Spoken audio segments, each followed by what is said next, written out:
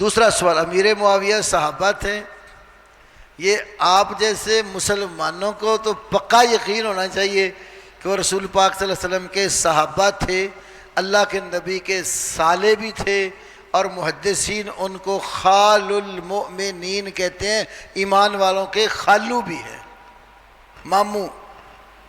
خال عربی میں ماموں کو کہتے ہیں۔ کیسے؟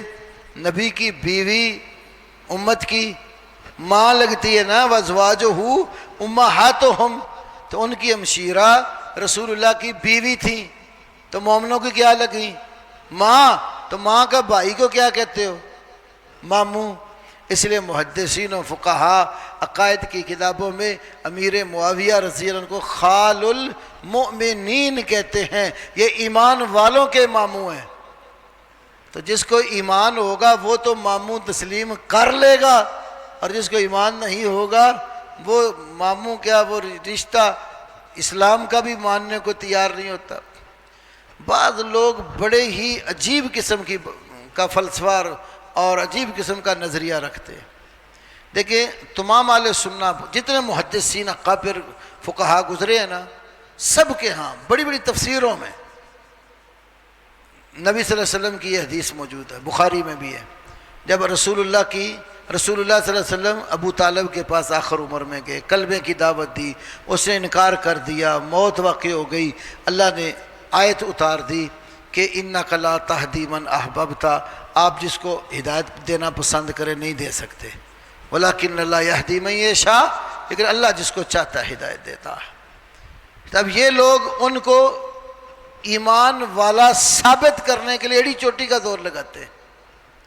بلکہ آپ ٹھوکر نیاز بیگ کی طرف جائیں نا، تھوڑا سا آگے رائے ون روڈ پر آگے ایک موڑ پر مسجد بنی ہے، مسجد کا نام ہے جامع مسجد حضرت ابو طالب۔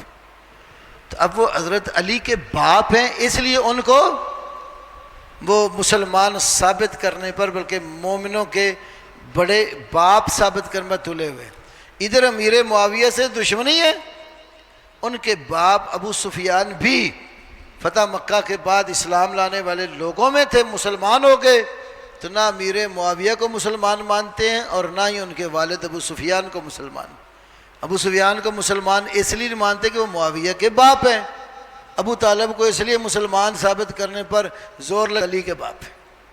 اصل ساری بیس ہی حضرت علی کے نام پر بنائی ہے۔